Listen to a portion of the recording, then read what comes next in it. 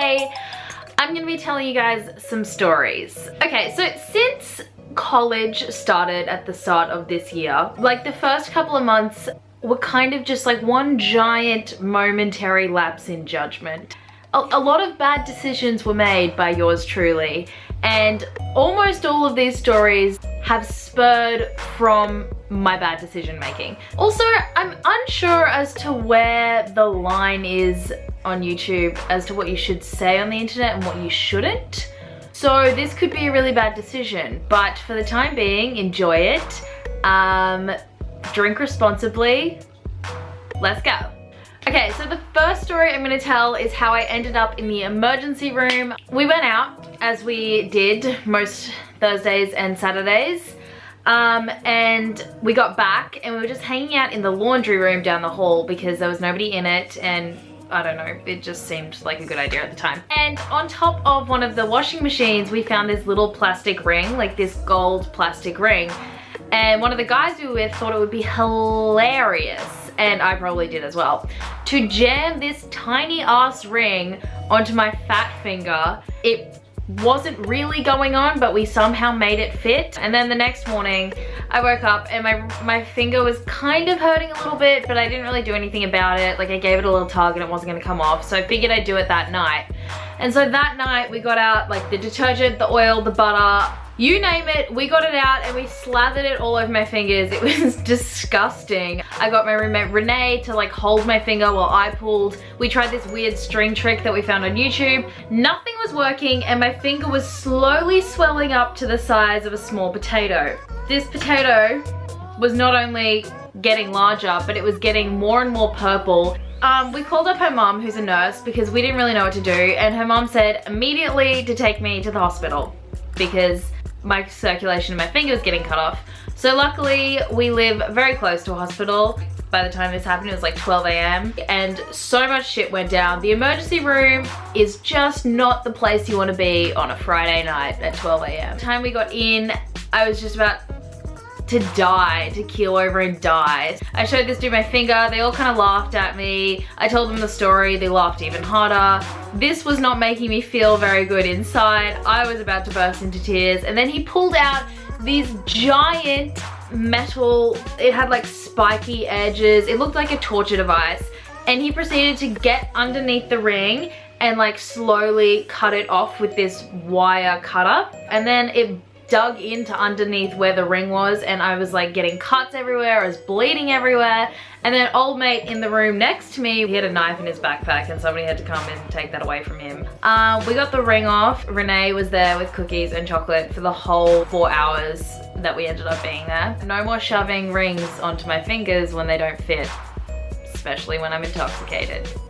Moving on to number 2. This one is about a boy, and it was the first boy that I actually ever met in Melbourne. So basically I arrived in Melbourne with 2 huge 25 kilo suitcases, and I was having a lot of trouble with the door, and it was raining and freezing, and this guy in a hoodie and jeans like came over and helped me with my bags. And then I noticed that he was like really cute and also had a British accent.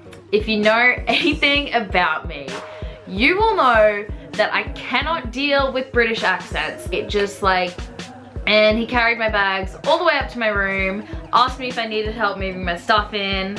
Then a couple weeks passed by. I haven't really made any friends because people haven't really arrived yet because I started earlier than everyone else for uni. And then O week hits, which is like the week where you just party the whole time, basically. So I participated wholeheartedly in all of the O week activities because I am me. And during one of these activities, I saw this dude again, and we got to chatting, and then we all went out and I ended up like kissing him, and I thought he was just great. And then we saw each other a couple times after that, and I was so sold on this whole thing. And then one day Renee gets a message from a girl who lives at our college, but we don't know her. It turns out it's his girlfriend. We literally lived in the same building, and this guy thought that we wouldn't like figure out that we were both seeing him.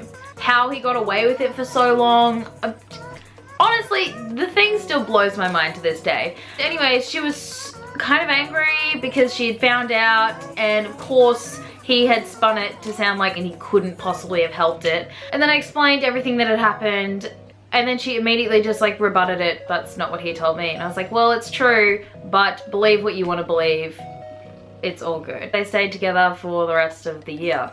So that was a brilliant start to the school year. Third and final story is a quick one, but a goodie. So it's gonna be about my 19th birthday, which happened at the end of May. So it wasn't that long ago, should probably have known better. But something that I learned that night is that when it's your birthday, people are so much more inclined to buy you drinks.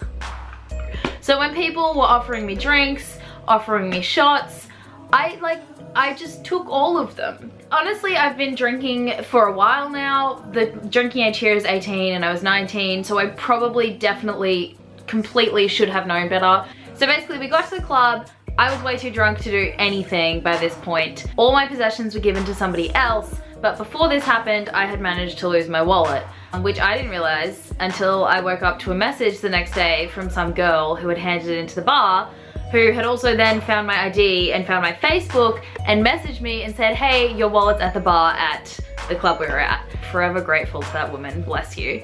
Whoever had my phone dropped it, and then somebody stood on it, and so the LCD in the screen broke, which meant it got those lines across the screen.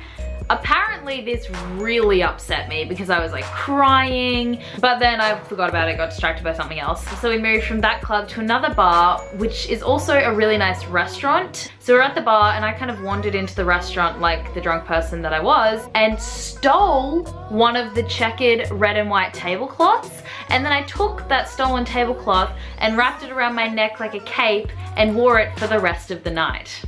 I don't know how I managed to steal the tablecloth. Was there food on top of it? And so I ran all the way back to my dorm and hopped into bed with my shoes on and my makeup on, all my clothes.